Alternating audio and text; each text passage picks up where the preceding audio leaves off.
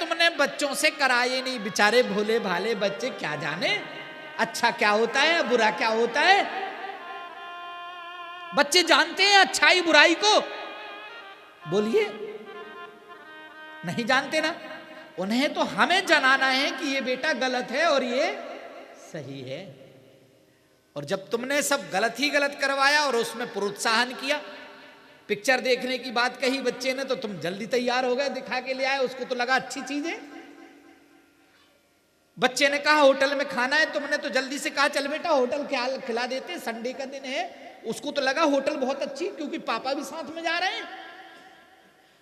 सुबह 8 बजे उठ रहा है बेटा, तुम भी 8 बजे उठने लगे, उसको तो लगा 8 बजे उठना अच्छी बात है।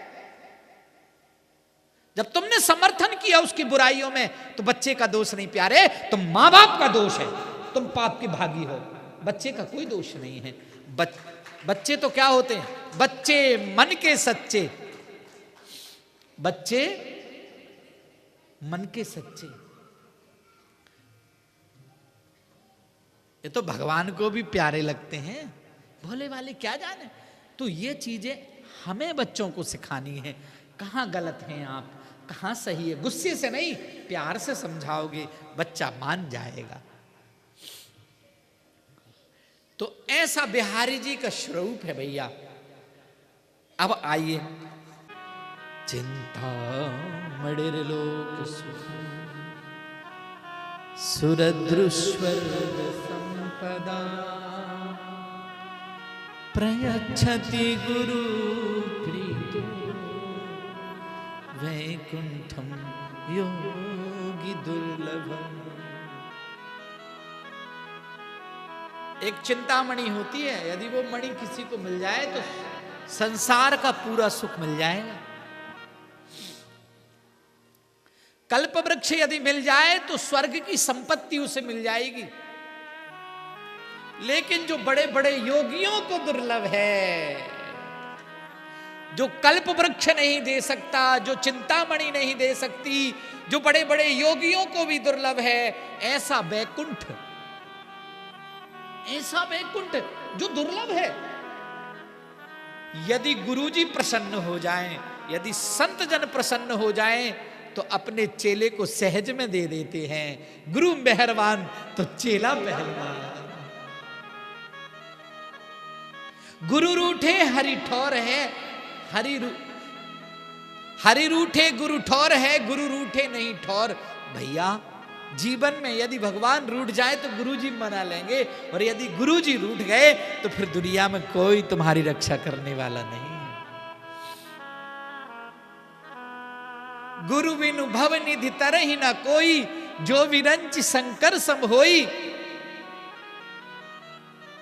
आप ब्रह्मा के समान क्यों ना हो जाओ, सामर्थ्य में ताकत में शंकर के समान क्यों ना हो जाओ, लेकिन जीवन में यदि तुमने गुरु मंत्र नहीं लिया है, गुरु दीक्षा नहीं ली है, गुरु नहीं बनाया है, अरे तुम्हारी तो छोड़ो।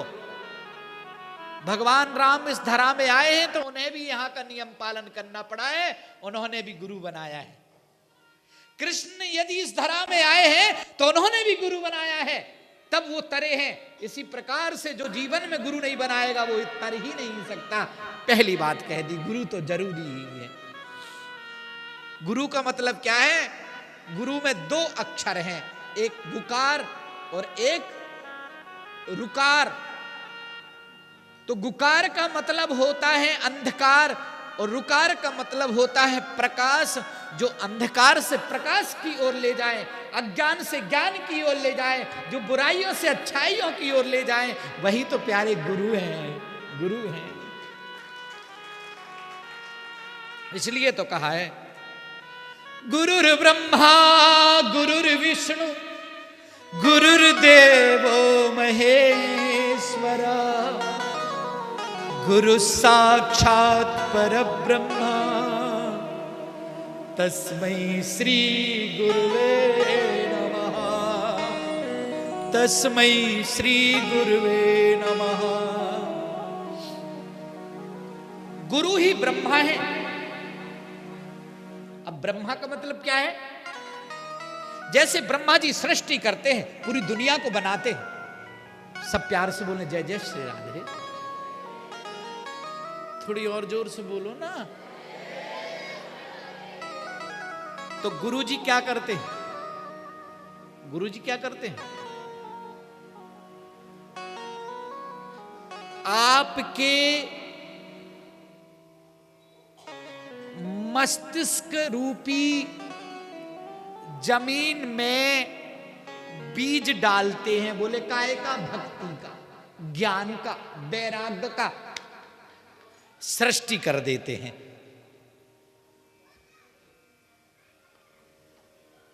आपके मन में भक्ति, ज्ञान और वैराग्य का बीज डाल देते हैं, ब्रह्मा बन करके सृष्टि कर देते हैं। यदि आपके अंदर भक्ति नहीं, ज्ञान नहीं, वैराग्य नहीं है तो वो दे देते हैं और फिर विष्णु बन करके वो पालन करते हैं। कैसा पालन करते हैं? जैसे अभी भागवत जी की कथा हुई, पिछले जिन्होंने कथा सुनी होगी तो बड़े उत्साह में रहे होंगे, बड़े लगन में रहे होंगे। लेकिन ध्यान रखना, खेत में हमने फसल तो लगा दी, लेकिन बीच में यदि पानी नहीं डाला तो वो मुरझाने लगती और सूख जाती। बोलो सूख जाती कि नहीं?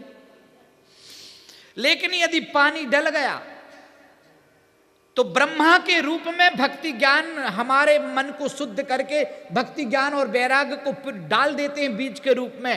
और जब फसल बड़ी हो जाती है तो विष्णु बन के उसका पालन करने के लिए आते हैं।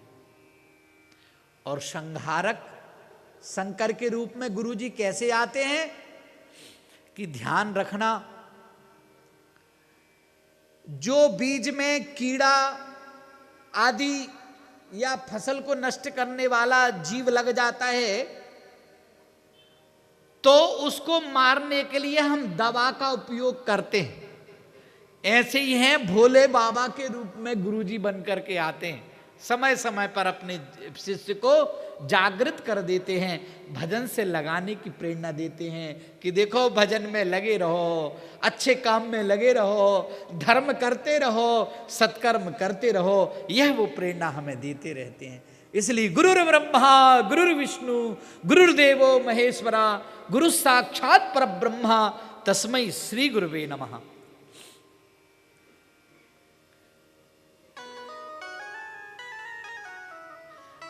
मानस में गोस्वामी तुलसीदास जी कहते हैं, गुरु के वचन प्रतीत न जेही, सपने हु सुगम न सुख सिद्धि तेही। जिसको गुरु जी के वाक्य पर विश्वास नहीं है वो स्वप्न में भी सिद्धियों को नहीं पा सकता। और जिसे सिद्धियां ही सिद्धियां चाहिए वो गुरु जी के वचनों पर विश्वास करना प्रारंभ कर दे। क्यों? क्योंकि विश्वासम फलदायकम, विश्वास ही फल देने वाला होता है। यह धौम्य ऋषि, उनके शिष्य का नाम था आरुणि। धौम्य ऋषि का आश्रम है और आश्रम में बहुत सारे विद्यार्थी पढ़ते हैं। अन्य विद्यार्थी तो पढ़ने में होशियार हैं, परंतु आरुणि पढ़ने में कमजोर है, ठीक से याद नहीं होता उसे।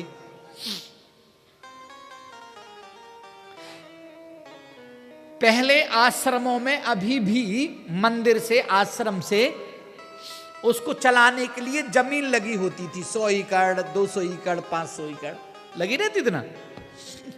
आप जैसे सेठ साहूकार लोग संतों को दान करते थे ताकि मंदिर में साधु संतों की भोजन पाने की, कपड़े अपड़े की व्यवस्था होती रहती थी। धौम्य ऋषि, बारिश का समय था, बरसात में धान की खेती होती है, तो ऋतु तो समाप्त हो गई थी लेकिन बारिश हो रही थी और मेड़ फूटी हुई थी। तो गुरुजी ने आरुणि से कहा, बेटा अभी पानी आनी मत पिला लाला, एक कथा के बीच में ना। एक बार प्यार से बोले जय जय श्री राधे।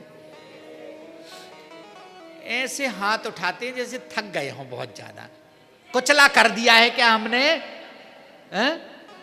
हाथ उठाइए सब लोग और जोर से बोलिए।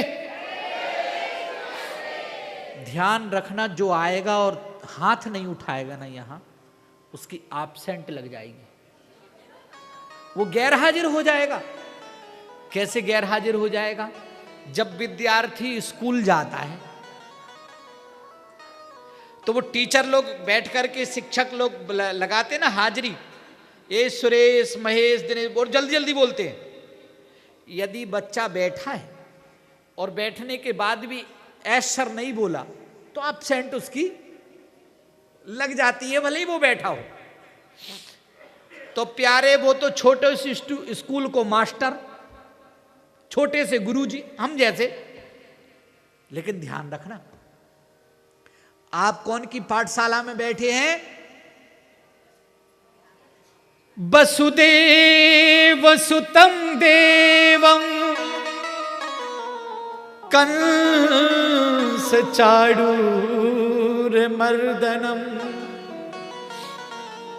देवकी परमानंदम कृष्णं वंदे जगद्गुरुम। आप जो है ना जगत गुरु भगवान श्री कृष्ण की क्लास में बैठे हो, और यदि यहां एब्सेंट हो गए तो गए काम से। इसलिए दोनों हाथों को उठा करके बोलिए, जय जय श्री राधे, जय जय श्री राधे।